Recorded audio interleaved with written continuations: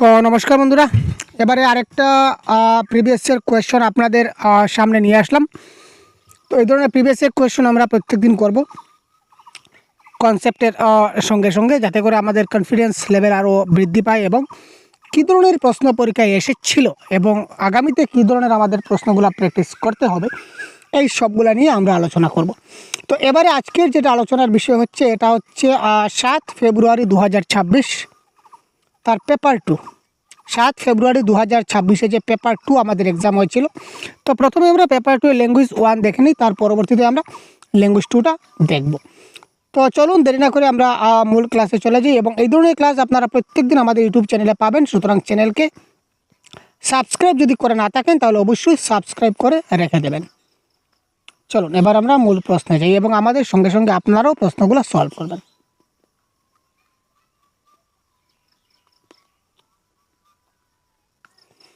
তো আমরা এবার দেখে নিই প্রথম প্রশ্ন। প্রথমে প্যাডাগজি দিয়ে স্টার্ট করব, প্যাডাগজিটা দেখে নিই। তো প্যাডাগজি প্রথম প্রশ্ন হচ্ছে অ্যাজারশন এবং রিজনিং। এই দুইটা অ্যাজারশন রিজনিং দেওয়া আছে, এগুলো আমরা খুব ভালো করে একবার পড়ে নেব, তারপর আমরা আনসারগুলো দেখব। কি বলেছে অ্যাজারশনে, কি বলা হয়েছে দেখুন স্যার। প্রাথমিক স্তরে ভাষা শিখনে বিলম্ব হলে শিশুদের পক্ষে নতুন ভাষা অর্জনে অনেক অসুবিধা হয়। একটু ভাবুন তো, প্রাথমিক স্তরে মানে ধরে নিন ক্লাস 1 কিংবা ক্লাস 2তে যখন শিশুটা থাকে, তখন যদি তাকে ভাষা শেখানো না হয়, তাকে যদি ভাষা শেখাতে সমস্যা হয় বা ভাষা যদি তাকে এই সময় শেখানো না হয়, তাহলে পরবর্তী সময়ে কিন্তু তার ভাষা অর্জনে সমস্যা হবে। কারণ ভাষা অর্জনের মূল সময়টা হচ্ছে উইদিন 6 ইয়ার্স। আমরা যদি বলি 0 থেকে 6 বছরের মধ্যে শিশুদের ব্রেনটা খুব ফাস্ট থাকে, প্রাথমিক স্টেজে যেটাকে বলা হয়। তো এই স্টেজে যদি তাকে আমরা ভাষাগুলো না শেখাই, তাহলে সে অর্জন করতে পারবে না, বা পরবর্তী সময়ে সে যদি অর্জন করতে যায় নতুন ভাষা, তখন কিন্তু তার অনেক সমস্যা হবে। এটা তো 100% কারেক্ট, এটা হচ্ছে ট্রু। আমরা ধরে নিলাম এটা হচ্ছে কি, এটা হচ্ছে সত্য। ভাষা অর্জনের জন্য শিশুদের প্রারম্ভিক বর্ষগুলি সংবেদনশীল পর্যায়। এইমাত্র যেটা বললাম, ভাষা অর্জনের ক্ষেত্রে প্রারম্ভিক যে বর্ষ, এই যে 0 থেকে 6 বছর আমরা যেটা ধরে নিই, একদম প্রাক শৈশবকাল বা যেটা বলে থাকি একদম ছোট্ট বয়স, এই সময়টা কিন্তু খুব সেন্সিটিভ এরিয়া। কারণ এই সময় আপনি শিশুদেরকে যা বলবেন তা কিন্তু শিখে যাবে। তাই এই সময় যদি আপনি ভাষাগুলো না শেখান, তাহলে কি সে ভাষা শিখতে পারবে? কষ্ট হবে তার পরবর্তী সময়। তার মানে দুটাই কারেক্ট। তো option number 4 is the right answer. কার্য এ এবং কারণ 4 উভয় সত্য এবং একটা আরেকটার সঙ্গে কানেক্টেড। এখানেও দেখুন শিশুদের ভাষা অর্জনের অসুবিধা হচ্ছে, প্রাথমিক স্তরের কথা বলা হচ্ছে, এখানেও প্রাথমিক স্তরের কথা বলা হচ্ছে, তার মানে একটা আরেকটার সঙ্গে কানেক্টেড রয়েছে। নিচের কোনটি বহুভাষা প্রসঙ্গে গঠনমূলক স্তরের ক্ষেত্রে ন্যাশনাল কারিকুলাম ফ্রেমওয়ার্ক 2022-এর একটা মূল নীতি?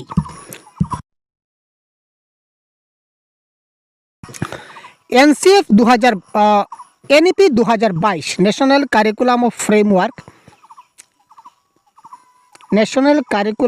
ফ্রেমওয়ার্ক, এনসিএফ 2022 যেটা বলেছিল, এনসিএফ 2022-এর বহুভাষা প্রসঙ্গে মূল নীতি কোনটি?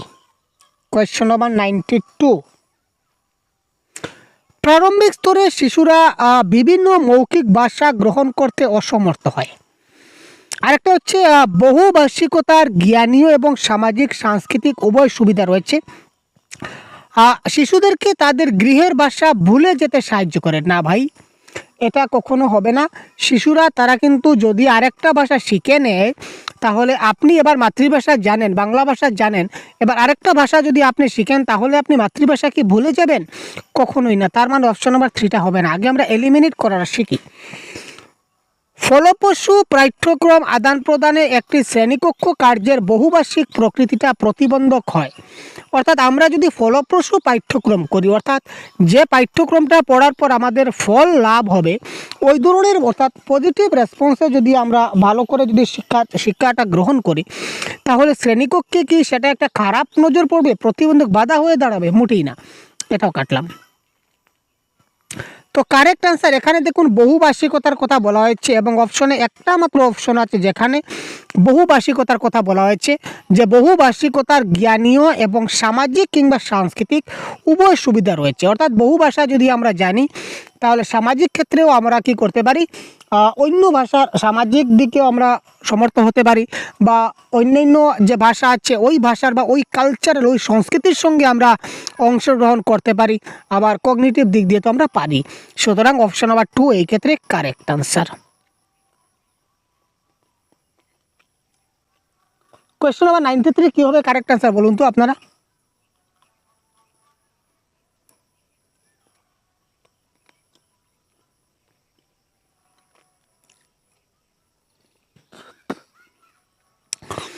কোনো কোনো ভাষা সম্প্রদায়ে দুটা ভিন্ন ভাষা সহাবস্থান করে। প্রতিটিরই সামাজিক অনুষ্ঠানে স্বতন্ত্র পরিসীমা রয়েছে। এই পরিস্থিতিকে বর্ণনা করা যায়। কোনো কোনো ভাষা সম্প্রদায়ে দুইটা কিন্তু ভাষা ভিন্ন ভাষা রয়েছে। একটা ভাষা সম্প্রদায়ের মধ্যে দুইটা ভাষা রয়েছে। একটা ভাষার মধ্যে একটা ভাষা সম্প্রদায় বা একটা ভাষা কমিউনিটি, এক ভাষা কমিউনিটির মধ্যে আরও দুইটা ভাষা কিন্তু রয়েছে, দুইটা আরও অনেক ভাষা রয়েছে। তো এটা প্রত্যেকটা কিন্তু সামাজিক অনুষ্ঠানে যাদের স্বতন্ত্র পরিসীমা রয়েছে, যেমন ধরুন অ্যাজ ফর বেঙ্গলি যদি আমি ধরি এক্সাম্পল হিসাবে, যারা বাংলা ভাষায় কথা বলে তাদের মধ্যে আমি ধরে নিলাম যে দুইটা শ্রেণী আছে। একজনে একটু অন্য ধরনের কথা বলে, আবার অন্য বাঙালি যারা আছে তারা অন্য ধরনের কথা বলে। ঠিক আছে, যেমন আমরা সহজে যদি বলি যে এক ধরনের বাংলা আছে সিলেটি বাংলায় কথা বলে, আরেকজন আছে একদম প্রপার বাংলা ওয়েতে কথা বলে। তো এই যে দুই ধরনের বাঙালির মধ্যে কিন্তু বাংলা বলে, কিন্তু Sylheti Bangla it is no doubt Bangla বলে, আবার এখানে এই বাংলাগুলো একদম শুদ্ধ পিওর বাংলা বলে। তো এই দুইটা বাংলার মধ্যে কিন্তু তফাৎ আছে। এবং এই সামাজিক প্রতিষ্ঠানের স্বতন্ত্র পরিসীমা কেন? কারণ এই সিলেটি ভাষার যত মানুষগুলো আছে সবাই কিন্তু সিলেটি ভাষায় কথা বলবে। আর কলিকাতার একদম মেইন যেগুলো অরিজিনাল বাংলা ভাষা, এখানের যেটা সামাজিক পরিস্থিতি, এখানে কিন্তু সবাই সামাজিক অনুষ্ঠানে এই ভাষাতেই কথা বলবে। এখানে কেউ কিন্তু এই সিলেটি ভাষার কথাটা বলবে না। তো এই ধরনের যে পরিস্থিতি এটাকে বলা হয় ডিগ্লোসিয়া। মনে রাখবেন ডিগ্লোসিয়া ইজ দ্য রাইট আনসার। শিশুরা জোড়াবদ্ধ হয়ে কাজ করে। একটি পাঠকে অর্ধেক ভাগ করা হয়। শিশুরা কি করবে? দলবদ্ধ হয়ে কাজ করবে, জোড়ায় কাজ করবে। যে আচ্ছা, একজন শিক্ষক কী করলেন, দুইটা ছাত্র দিয়ে একটা গ্রুপ বানালেন, আরও দুইটা ছাত্র দিয়ে আরেকটা গ্রুপ বানালেন, এই ধরে তিনি গ্রুপ করে দিলেন এবং তিনি পাঠকে অর্ধেক ভাগ করা হয়। একটা পাঠকে হাফ করা হয়, একটা সম্পূর্ণ একটা লেসনকে তিনি কী করলেন, অর্ধেক করলেন। একটি শিশু পাঠটা পড়বে এবং তার সহপাঠীর জন্য যেটি অন্য শিশুটি লিখবে। এবারে তিনি সম্পূর্ণ পাঠটাকে অর্ধেক করে দিলেন, তারপর একজনকে বললেন, যেমন তাকে বললেন যে তুমি পড়ো, আর তার পড়াটা শুনে ওই অপরজন স্টুডেন্টটা কী করবে, সে লিখবে। তো তারা দুইজনেই মিলে এই যে কার্যটা করবে, এটা সম্পূর্ণ একটা প্রসেস কমপ্লিট করবে। এই যে সম্পূর্ণ প্রসেসটাকে আমরা কি বলতে পারি? কোয়েশ্চন নাম্বার 94, এটা কি বলা হয়? ওয়ার্ড ওয়েব বা রানিং ডিকটেশন কিছু হয় না, এটা হবে পার্শিয়াল ডিকটেশন। পার্শিয়াল মানে অর্ধেক। আমরা সম্পূর্ণ পার্টটাকে অর্ধেক করলাম, এটা একটা সমস্যা। এটা একটা পার্শিয়াল হলো না, অর্ধেক হলো মানে পার্শিয়াল করলাম। আর একজন বলছে আরেকজন লিখছে, আবার আরেকজন বলছে আরেকজন লিখছে, তার মানে পার্শিয়াল ডিকটেশন। তুমি অর্ধেক বলো, সে অর্ধেক বলবে। That is called partial dictation is the right answer of this question.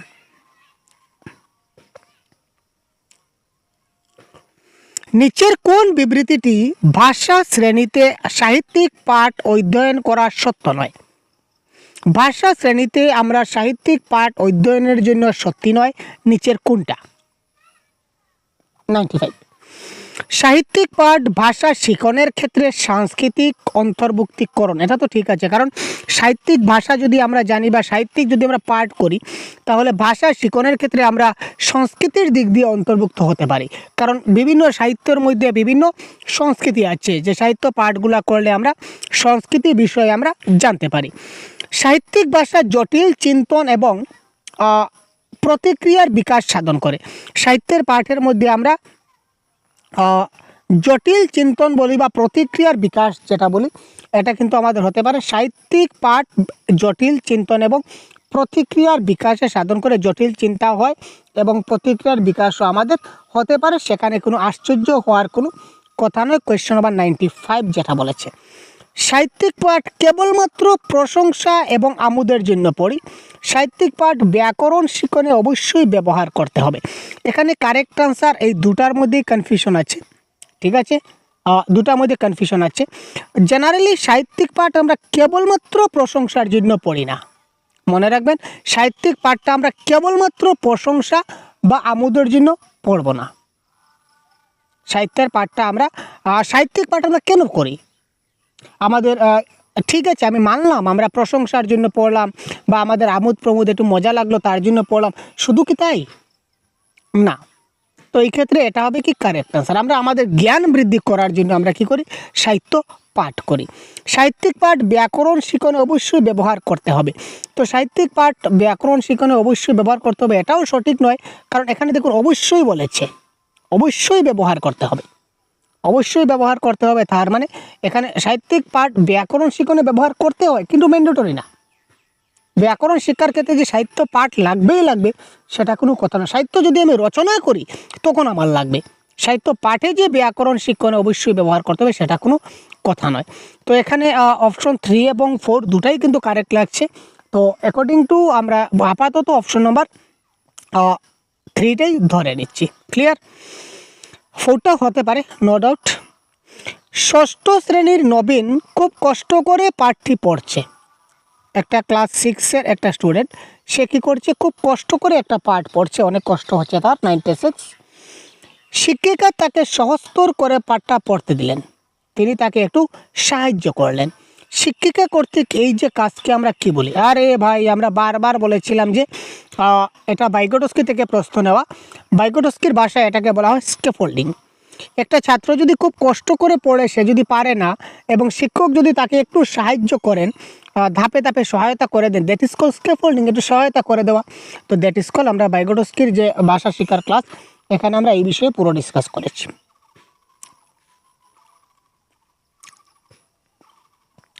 ভাষা শিক্ষণের কোন আবেদনটি বিশ্বাস করে যে ভাষা একটি অভ্যাস? Language is a habit. এটা কোন শিক্ষণ পদ্ধতিতে আমরা সেটা মানিয়ে নিতে পারি? 97। তো এটা মনে রাখবেন, এটা আমরা অডিও লিঙ্গুয়ালিজম বা শ্রবণ ভাষিকতায় আমরা বুঝে নিতে পারি যে ভাষা একটি অভ্যাস। কারণ যত আমরা শুনবো তত আমাদের অভ্যাস হয়ে যাবে, শুনতে শুনতে শুনতে শুনতে শিখে যাব। তো যত বেশি শিখবো তত আমরা জিনিসটা মনে থাকবে। দ্যাট ইজ কল ভাষা একটি অভ্যাস। শ্রবণ ভাষিকতা এই পদ্ধতিটা বিশ্বাস করে। প্রদত্ত প্রশ্নগুলির উত্তর দেওয়ার জন্য একটি শিশু অপঠিত অনুচ্ছেদ পড়ে, এই ধরনের পঠন বলতে কী বোঝায়? এবার ধরুন আমরা একটু পরবর্তীতে আমরা প্যাসেজ সলভ করব, বা আমাদের পরীক্ষায় যে প্যাসেজ আসবে, আমরা যখন প্যাসেজটা পড়ব, প্যাসেজটা আমরা কেন পড়ি? প্রশ্নগুলো সমাধান করার জন্য। তো এই যে আমরা অপঠিত অনুচ্ছেদ যেগুলো আমরা প্রশ্ন সমাধানের জন্য যে করব, এই পঠনকে কি বলা হয়? বা এই ধরনের যে আমরা যে রিডিংটা করব, এই রিডিংকে আমরা কি বলতে পারি? Question number 98। এটাকে বলা হবে পুঙ্খানুপুঙ্খ পঠন, অর্থাৎ খুব ভালোভাবে প্যাসেজটাকে পুঙ্খানুপুঙ্খভাবে পড়তে হবে। যদি আমরা ভালো করে পুঙ্খানুপুঙ্খভাবে যদি না পড়ি, তাহলে প্রশ্নগুলোর উত্তর আমরা খুঁজে পাবো না। প্রশ্নের উত্তর খুঁজে বের করতে গেলে প্যাসেজটাকে খুব ভালোভাবে উপর থেকে নিচ পর্যন্ত পড়তে হবে, তাই না? যদি আমরা খুব ভালো করে পুঙ্খানুপুঙ্খভাবে যদি পাঠটাকে, এই অনুচ্ছেদটাকে যদি না পড়ি, তাহলে আমরা এই প্যাসেজ থেকে উত্তর বের করতে পারবো? কখনো না। নেক্সট, শিক্ষক শিক্ষার্থীদের 5টি চিত্র দেখান এবং এর ভিত্তিতে তাদেরকে গল্প লিখতে বলেন, এটি কিসের উদাহরণ? তিনি তাকে প্রথমে 5টা চিত্র দেখালেন, তারপর বললেন যে এই চিত্রর ভিত্তিতে তোমরা কি করো? গল্প লিখো। চিত্রগুলো দেখেছো তো, এবং এই চিত্র অনুসারে তোমরা এবার গল্প লিখো। এটা কিসের উদাহরণ? 99। আপনারা বুঝতে পারছেন, এটা হচ্ছে কি সৃজনশীল লিখন বা ক্রিয়েটিভ রাইটিং। কারণ এখানে সে নিজে থেকে কিছু একটা সৃষ্টি করছে, তাকে একটা ক্লু দেওয়া হয়েছে যে এটা একটা পিকচার। ধরে নিন এটা একটা পিকচার, আমি একটা পিকচার অঙ্কন করে দিই। কি পিকচার অঙ্কন করব? আমি তো কোনো পিকচার অঙ্কন করতে পারি না। আচ্ছা, এটা একটা পিকচার অঙ্কন করলাম। এটা কিসের পিকচার? এটা একটা ছাতার পিকচার। আমি একটা ছাতা অঙ্কন করে দিলাম শিশুকে, যে এই দেখো এটার নাম কি? এটার নাম হলো ছাতা। এবার তুমি এটা কি দেখছো? ছাতা দেখছো তো, ছবি আমি এঁকে দিলাম তো। তো ওই ছবিটা দেখে দেখে তুমি ওই এটার নাম কি? এটার নাম হচ্ছে ছাতা। তো ছাতা বিষয়ে তুমি 2-3 লাইন চাইলে লিখে দাও। তার মানে সে তখন এই ছবিটা দেখে দেখে সে লিখে দেবে ছাতা ব্যাপারে। That is call say creative writing করবে, সে নিজে থেকে সৃষ্টি করবে। দ্যাট ইজ কল সৃজনশীল লিখন ইজ দ্য রাইট আনসার। নিচের কোনটি ভাষায় কর্ম দক্ষতা ভিত্তিক মূল্যায়নের বৈশিষ্ট্য? নিচের কোনটি ভাষায় কর্ম দক্ষতা ভিত্তিক মূল্যায়নের উদ্দেশ্য? কারেক্ট আনসার কী হবে? 100। তো এটা কারেক্ট আনসার হবে প্রাসঙ্গিক সংযোগমূলক কার্য। প্রসঙ্গক্রমে আমরা সংযোগ করব, প্রসঙ্গক্রমে। গ্রামার কোন সময় শেখা উচিত, বা যে কোনো ব্যাপার আমরা যে কথা বলি একে অপরের সঙ্গে, কোন সময় খারাপ কথা বলি, কোন সময় ভালো কথা বলি, এগুলো তো বুঝে বলতে হয়, তাই না? ঝট করে তো কারোর সঙ্গে কোনো খারাপ কথা ভালো কথা বলতে হয় না। প্রসঙ্গ অনুযায়ী আমাকে কোন সময় খারাপ কথা বলতে হবে, কোন সময় একটা বন্ধুর সঙ্গে মজাক করতে হবে, কোন সময় মজাক করতে হবে না, এই জিনিসগুলো তো আমাকে বুঝতে হবে। আমি কোন প্রসঙ্গে দাঁড়িয়ে আছি, কোন অবস্থায় দাঁড়িয়ে আছি, এই জিনিসগুলো তো আমাকে বুঝতে হবে। তাই এখানে প্রসঙ্গক্রমের সংযোগমূলক কার্য হচ্ছে কর্মদক্ষতা ভিত্তিক মূল্যায়নের একটা মূল বৈশিষ্ট্য। তারপর আবার আমরা একটা অ্যাজারশন রিজনিংয়ে পেলাম। এবার আমরা অ্যাজারশন রিজনিংটা দেখব। Question number 101।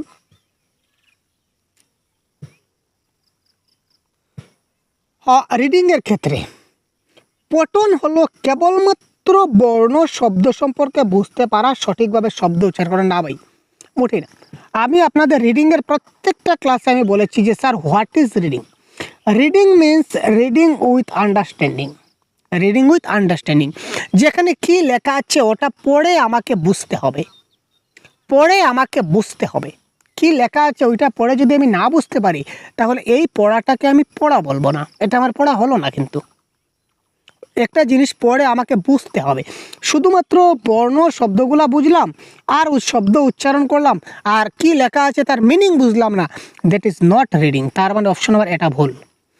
অর্থ বোঝার ক্ষেত্রে পঠন হলো সংকেতের অর্থ উদ্ধার। ইয়েস, পড়তে গেলে আমাকে কি করতে হবে? পঠন হলো অর্থটা বোঝার ক্ষেত্রে সংকেতের অর্থ উদ্ধার, মানে ডিকোড করা। একটা জিনিস পড়ে তার অর্থগুলা খুব ভালো করে বোঝা, তার মানে বি কারেক্ট। তো 101-এর এখানে কারেক্ট আনসার কোনটা? কারেক্ট আনসার দেখে নিই। 101-এর কারেক্ট আনসার হচ্ছে, দেখুন এই দেখুন, বি সত্য কিন্তু এ মিথ্যা। বিটা সত্য, এটা কিন্তু মিথ্যা। সুতরাং option number 2 is the right answer. 102 আমরা দেখি।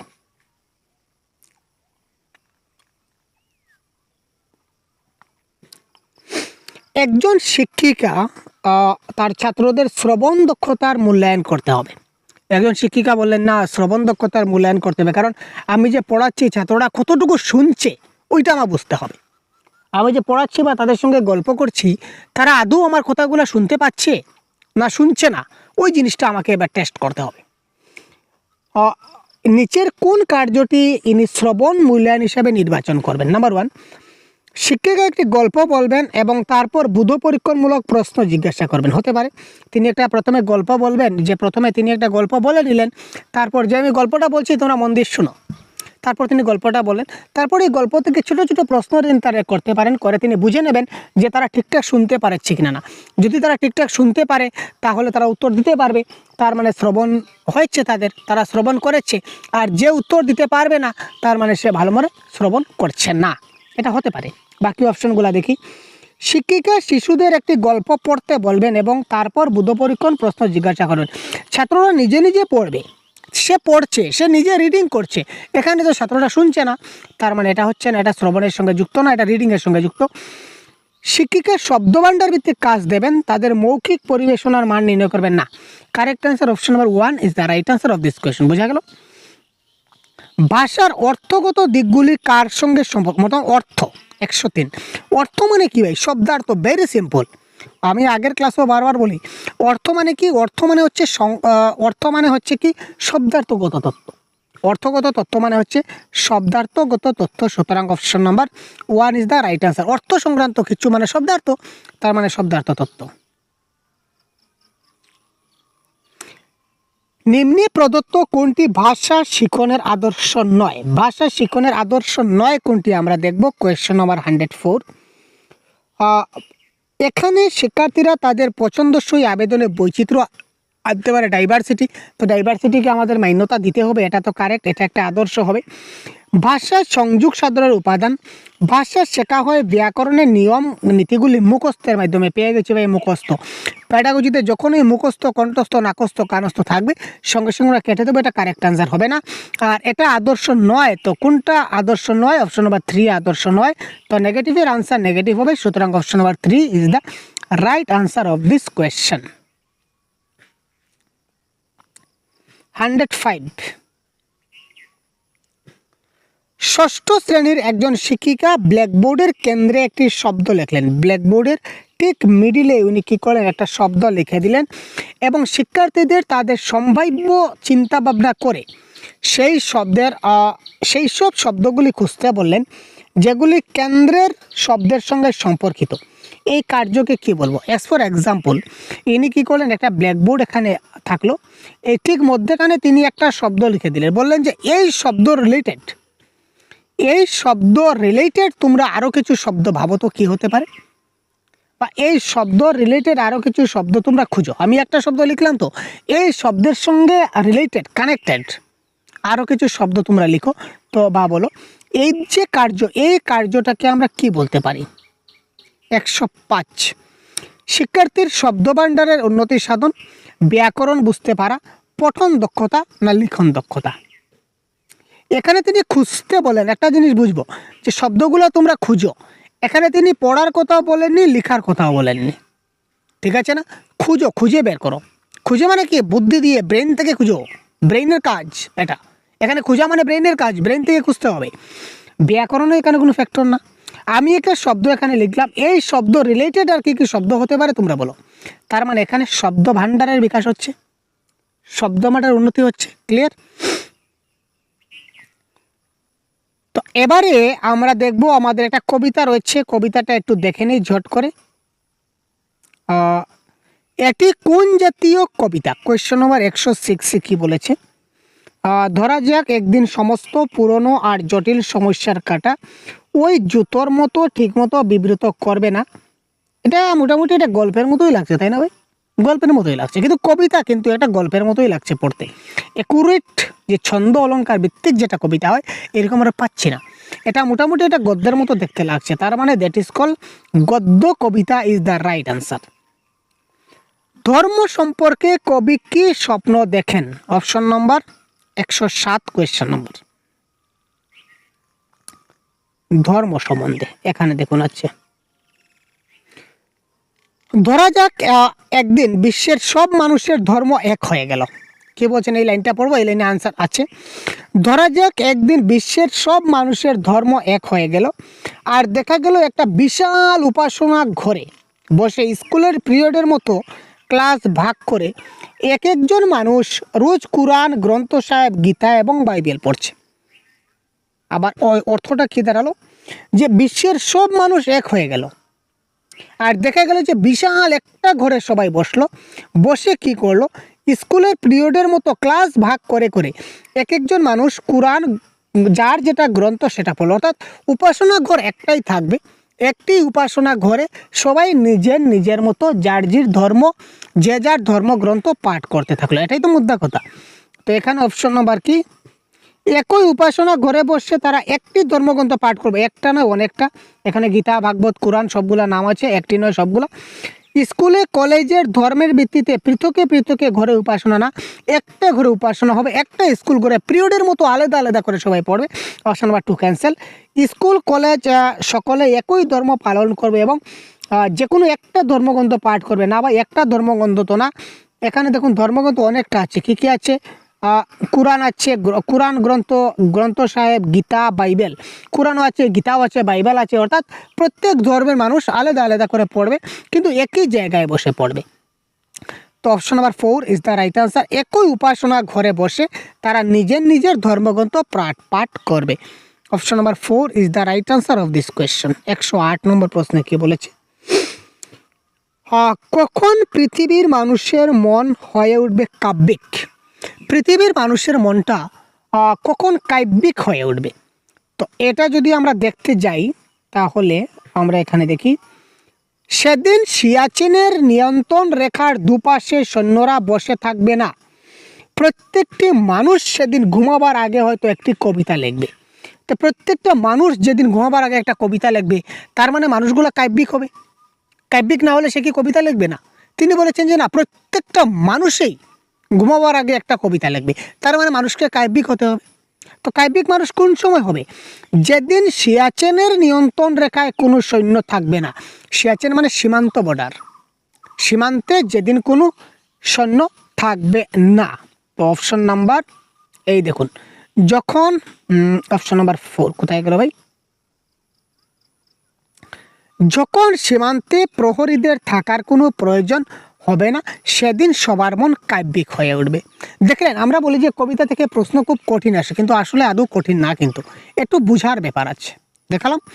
তারপর দেখি 109, নিচের কোন শব্দ জুটি বিপরীত অর্থ? ও পাই, বিপরীত অর্থ, এটা আমাদের কে আটকাবে? আপনারা বলুন স্যার। হ্যালো, এই যে আপনি ক্লাস দেখছেন ভাই, আপনাকে বলছি, আমি জুম করে দিয়ে দিচ্ছি। কারেক্ট আনসার কী হবে? খুব তাড়াতাড়ি কমেন্ট বক্সে জানান, খুব তাড়াতাড়ি ভাই। ফার্স্ট কারেক্ট আনসার কী হতে পারে? 109। এটা কারেক্ট আনসার হবে আমাদের কি হবে? কোয়েশ্চন নাম্বার 109 কারেক্ট আনসার হবে কি হবে? তাজা। তাজার বিপরীত সুগন্ধ না। ধর্মের বিপরীত উপাসনা না। পুরনোর বিপরীত জটিল না। পুরনো মানে তো নতুন, জটিল মানে সহজ, তার মানে সমস্যার বিপরীত হচ্ছে সমাধান। একে অপরের বিপরীত কোনটা এখানে জিজ্ঞাসা করেছে, সুতরাং সমস্যার সমাধান হবে এই ক্ষেত্রে কারেক্ট আনসার। কোন শব্দগুলি প্রতিটি অর্থই হচ্ছে বিশ্ব, অর্থাৎ বিশ্বর সমার্থক শব্দ আমাদেরকে বলতে হবে। বিশ্বর সমার্থক শব্দ আমাদেরকে বলতে হবে যে বিশ্বর সমার্থক শব্দ কোনগুলা। এখানে গিরি, গিরি মানে হচ্ছে পর্বত, মানে এটা কিন্তু ভাই বিশ্ব নয়, ঠিক আছে না? তো এখানে কোনটা হবে কারেক্ট আনসার? 100 ভাবুন তো। অপশন নাম্বার 3, ভুবন, সংসার, জগৎ, পৃথিবী, এই সবগুলা হচ্ছে কি বিশ্বের এক একটা প্রতিশব্দ। কবিতাটির মূল বিষয়বস্তু কি? যদি আমরা দেখি যে এই কবিতাটির মূল বিষয়বস্তু কি, যদি আপনারা দেখেন, তাহলে কারেক্ট আনসার কি দাঁড়াবে? 111। কবি হতাশার অন্ধকারে আলোর আগমন প্রত্যাশা করেছেন। এটা তো এই ধরনেরই হতাশা, যে পৃথিবী যেদিন সব সৈন্য থেকে সীমান্ত থেকে যেদিন সব সৈন্যরা চলে যাবে, সবাই যেদিন এক ধর্ম হয়ে যাবে, পৃথিবী যখন কোনো ধর্মই থাকবে না, এই ধরনের ব্যাপার বলেছেন। তার মানে তিনি হতাশার অন্ধকারে তিনি আলোর আগমন প্রত্যাশা করেছেন। এবারে কবিতা শেষ, এবারে আমরা একটা গল্প দেখব। এই গদ্যাংশটা দেওয়া আছে, একটা দীর্ঘ গদ্য। আধুনিকতার সেই যুগে মানুষ কিসের অভাব বোধ করে? আধুনিকতার সেই যুগে মানুষ কিসের অভাব বোধ করে? 112।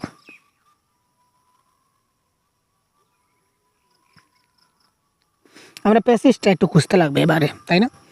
আধুনিকতার সেই যুগে মানুষ কিসের অভাব বোধ করে? সমস্তটা কিন্তু আধুনিক যুগ নিয়ে রচিত। আমরা প্যাসেজ একটু খুঁজি ভাই, কোথায় আছে একটু খুঁজতে হবে, না হলে কিন্তু আমরা পাবো না খুব তাড়াতাড়ি। এখানে মানুষ বিব্রত কেবল মন নিয়ে, অর্থাৎ মন নিয়ে এখানে মানুষ খুব বিব্রত, মানসিকভাবে মানুষের শান্তি নেই। আরও কিছু ক্লু পাই কিনা না দেখি তো। সব কিছু আছে, কিন্তু মনের দিক দিয়ে তার কোনো শান্তি নেই। এখানে আমরা একটা লাইন আমরা পেয়ে গেলাম। এই দেখুন, এখানে আরেকটা লাইন খুব ক্লিয়ারভাবে দেওয়া আছে, মানুষের মনে কিন্তু সুখ নাই। সব কিছু আছে কিন্তু মানুষের মনে সুখ নাই, অর্থাৎ মানুষ এখানে কিসের অভাব বুঝছে? মানসিক সুখের অভাব। Option number 3 is the right answer. মানুষ কিসের অভাব? মানুষের মনে শান্তি নেই, ডাইরেক্ট আমরা পেশি দেখতে পাচ্ছি, সুতরাং এখানে মানসিক সুখের অভাব। এবার দেখি বিবৃতিগুলো পড়তে হবে। অতীত এবং ভবিষ্যৎ যুগের নানা রকম ছবি দেখা যায় পাইটোস্কোপের সাহায্যে। যে কোনো একটি ভাষা নির্বাচন করে তাদের কথা শোনা যায় পাসকোপের সাহায্যে। নির্দিষ্ট একটি ভাষাতে পাস্টোস্কোপ কথা বলবে। পাস্টোস্কোপে ফুটে ওঠা চরিত্রগুলি আমাদের জ্ঞাত ভাষায় নিজেই নিজের পরিচয় দিতে থাকে। তো আলটিমেটলি প্রত্যেকটা পয়েন্ট কিন্তু পাস্টোস্কোপ নিয়ে। তার মানে এই যে পাস্টোস্কোপটা আমাদের খুব ভালো করে পড়তে হবে। এখানে দেখুন, নতুন একরকম জিনিস বেরিয়েছে যার নাম হচ্ছে পাস্টোস্কোপ। বাংলায় বলতে হয় অতীত বীক্ষণ। দেওয়ালে প্রকাণ্ড একটা কাচ আর তার চারিদিকে নানা রকম বোতাম ফিট করা। একটা বোতাম টিপে দিলেই সাদা কাচটা উজ্জ্বল হয়ে ওঠে। তারপর তার উপরে ছবি উঠবে নানা রকম অতীত যুগের পাহাড়ের ছবি, নদীর ছবি, সাগরের ছবি, ইজিপ্টের ফারাওদের ছবি, তারপর অনেকদের ছবি, উরের ছবি, ব্যাবলিনের ছবি। যাই হোক, এই ছবির পরিচয় দেবে পাস্টোস্কোপ একটা নিজের বোতাম টিপলে। যে ভাষাতেই শুনতে চায় সেই ভাষাতেই কথা বলবে। অর্থাৎ পাস্টোস্কোপ যে ভাষাতেই যে ভাষাতে শুনতে চায় সেই ভাষাতে কথা বলতে পারে বা কথা বলতে চায়। যে কোনো একটি ভাষা নির্বাচন করে তাদের কথা শোনা যায় পাস্টোস্কোপের মাধ্যমে। এটা তো কারেক্ট, কারণ যে কোনো একটি ভাষা সিলেক্ট করে, যে কোনো একটা ভাষা সিলেক্ট করে আমি, সেখানে বিটা কারেক্ট, মানে বিটা হবে। তো বিটা হবে, তার মানে অপশন নাম্বার 1 হবে না, অপশন নাম্বার 2 হবে না। ঠিক আছে, এবার এটা কারেক্ট। এবার আরেকটা দেখি, নির্দিষ্ট একটি ভাষাতে পাস্টোস্কোপ কথা বলবে না, অনেক ভাষাতে বলে, তার মানে সি তো এখানে অলরেডি ক্যান্সেল হয়ে গেছে। পাস্টোস্কোপে ফুটে ওঠা চরিত্রগুলি আমাদের জ্ঞাত ভাষায় নিজের পরিচয় করে দেয়। অপশন নাম্বার ডিটা আমরা দেখি। পাস্টোস্কোপে ফুটে ওঠা চরিত্রগুলি আমাদের জ্ঞাত ভাষায় তার নিজেই নিজের পরিচয় দিয়ে দেয়। এই যে এখানে দেখুন, এখানে কত রকমের ছবি আছে, সে ছবির পরিচয় দেবে পাস্টোস্কোপ একটা বোতাম টিপলে। অর্থাৎ বোতাম টিপলে সে তার এই ছবির নিজের পরিচয় নিজে দেয়। তার মানে অপশন নাম্বার ডি কারেক্ট। পাস্টোস্কোপে যেগুলা ছবি আমরা ফুটে উঠে, এগুলো আমরা যদি বটম টিপি, বটম টিপার সঙ্গে সঙ্গে আমাদের তাদের নিজের পরিচয় তারা দিয়ে দেয়। তার মানে অপশন ডি কারেক্ট। তার মানে বি এবং ডি এই দুইটা সঠিক। যে ভাষাতেই শুনতে চায় সে সেই ভাষাতেই কথা বলবে। পাস্টোস্কোপ এটা কোন শ্রেণীর বাক্য? Question number 114। যে সে, যদি কোনো বাক্যে যে সে থাকে, বারবার বলি যে সে, যখন তখন যারা তারা যখনই থাকবে তখন সেটা জটিল বাক্য হবে। নিষ্কাশিত শব্দটিতে সন্ধির কোন সূত্র প্রযোজ্য হচ্ছে? নিষ্কাশিত, এখানে সন্ধি বিচ্ছেদের বেশ কিছু সূত্র আমাদের জানতে হবে। তো অ্যাকর্ডিং টু দিস সূত্র কারেক্ট আনসার আমাদের হবে ক, খ, প, ফর যে কোনো একটি বর্ণ যদি পরপদের প্রথম ধ্বনি নি, আবি, বই হয় তাহলে বিসর্গ স্থানে মূর্ধন্য হয়। এখানে যার ফলে আমরা নিষ্কাশিত পেয়েছি। ডিটেলস আপনারা পরবর্তী ক্লাসে আপনারা জানবেন। উড়ন্ত বাড়ি থেকে লাফিয়ে পড়ে আত্মহত্যা করবার উপায় নাই। বাক্যটিকে যদি আমরা সাধু ভাষায় পরিণত করি তাহলে কি দাঁড়াবে? একটু জুম করে নেই যাতে আমাদের একটু সুবিধা হবে। সাধু ভাষায় করব, একদম ইজি, 116। আমরা জানি না স্যার কী করে করতে হয়, নো ডাউট। এবার আজকের এই একটা প্রশ্ন দ্বারা আপনারা শিখে যাবেন। এখানে দেখুন প্রশ্নে হচ্ছে লাফিয়ে, তার মানে এখানে উত্তরে লাফিয়ে আছে, তার মানে অপশন নাম্বার 4 হবে না। ঠিক আছে, আচ্ছা এখানে হচ্ছে করবার আছে, তার মানে এই অপশনে আছে করবার, তার মানে এই অপশনটাও কাটবে। ঠিক আছে, আচ্ছা এখানে আছে থেকে, আবার এই অপশন নাম্বার 2তে আছে থেকে, তার মানে এটাও হবে না। Option number 1 is the right answer. এইভাবে প্রশ্ন দেখে দেখে যখন আমরা অপশনগুলো কেটে দেব, আলটিমেটলি আমরা আনসার চলে আসবে। উড়ন্ত বাড়ি হইতে লাফাইয়ে পড়িয়া আত্মহত্যা করিবার উপায় নাই।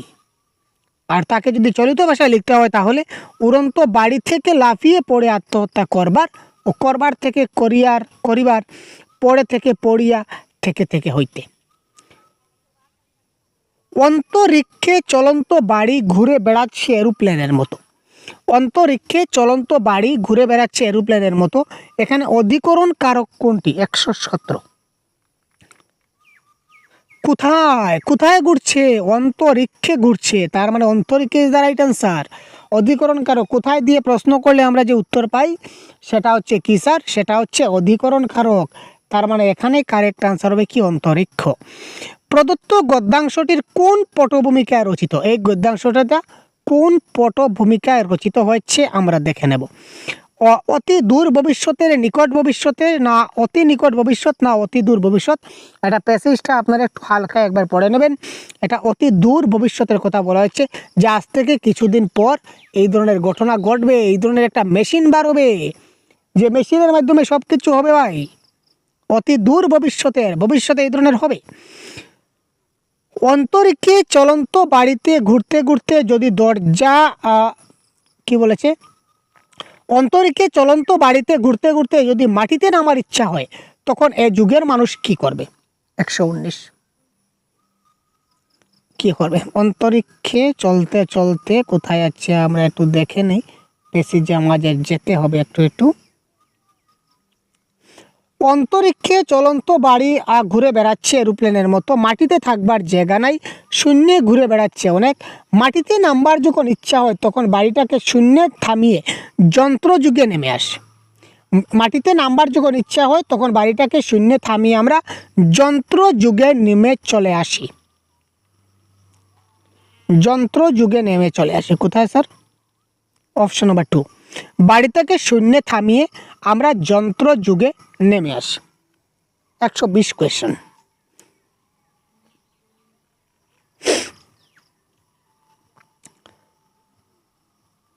দুইটা বিবৃতি আমাদের পড়তে হবে। সন্তান উৎপাদনের জন্য যন্ত্রের সাহায্যে যৌন আকাঙ্ক্ষা উৎপন্ন করা হয়। নাচ, গান, ম্যাজিক ইত্যাদি উন্নত মানের মানসিক বিনোদনই এখন প্রেমের আকর্ষণ।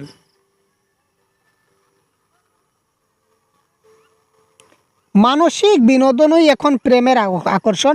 নাচ, গান, ম্যাজিক দেখানো, আলাপ কুশলতা, অভিনয়, পরিপাটি এগুলো উৎকর্ষ লাভ করে। তার মানে ওই যে নাচ, গান, ম্যাজিক এইগুলোই এখন মানসিক বিনোদন, এইগুলোই হচ্ছে বর্তমানে প্রেমের আকর্ষণ। এটা তো কারেক্ট, কিন্তু এখানে কি বলা হচ্ছে দেখুন, জন্মের পরে থেকেই স্ত্রী পুরুষ উভয়কেই যন্ত্রের সাহায্যে বন্ধা করে দেওয়া হয়। জন্মের পরেই স্ত্রী পুরুষকে যন্ত্রের সাহায্যে বন্ধাত্বকরণ করা হয়, যাতে করে তারা সন্তান প্রসব করতে না পারে। আমরা মোটামুটি টপিকটা বুঝলাম। সন্তান উৎপাদনের জন্য যন্ত্রের সাহায্যে যৌন আকাঙ্ক্ষা উৎপন্ন করা হয় না, এখানে বন্ধ করে দেওয়া হয়। তার মানে বন্ধাত্বকরণ করে দেওয়া হয়, মানে যাতে করে তারা ভবিষ্যতে সন্তান সম্বন্ধে জন্ম দিতে না পারে। এই জন্য যৌন আকাঙ্ক্ষা উৎপন্ন নয়, যৌন আকাঙ্ক্ষা একদম নিরাশ করে দেয় ভাই, শেষ কাম খতম ভাই, ঠিক আছে খতম। তার মানে এটা ভুল। আর নাচ, গান, ম্যাজিক ইত্যাদি উন্নত মানের মানসিক বিনোদনে প্রেমের আকর্ষণ, এটা কারেক্ট। তো এ ভুল আর বি সত্য। তো option number 3 is the right answer. আশা করি বুঝতে পারলেন এই সবগুলা প্রশ্ন, ঠিক আছে, ক্লিয়ার। তো পরবর্তী ক্লাসে আমরা আর অন্যান্য কোয়েশ্চন সেট আপনাদের নিয়ে আসবো এবং দেখাবো। প্রত্যেক দিন ক্লাস হবে, আপনারা দেখতে থাকুন। আমাদের অ্যাপেও ক্লাস চলছে, সহজগুরু অ্যাপেও আমাদের পেইড ক্লাস চলছে এবং ইউটিউবেও আমাদের কিছুটা ক্লাস থাকবে। তো আপনারা চাইলে সহজগুরু অ্যাপটা প্লে স্টোর থেকে ডাউনলোড করে নিতে পারেন, নিয়ে আপনারা ডেডিকেটেড কোর্সে আপনারা জয়েন হয়ে যাবেন। তারপর আপনারা এই পুরোটা টপিকের ক্লাস, সবগুলা টপিক, সবগুলা কনসেপ্ট আপনারা বিন্দাস দেখতে পাবেন, ঠিক আছে, কোনো সমস্যা হবে না। যদি কোনো প্রবলেম হয় অবশ্যই কমেন্ট বক্সে জানাবেন বা আমাদের হোয়াটসঅ্যাপে জানাবেন। আপনি কোর্সে জয়েন হওয়ার সঙ্গে সঙ্গে আমরা আপনাকে হোয়াটসঅ্যাপ গ্রুপে জয়েন করে দেব। ধন্যবাদ, জয় হিন্দ।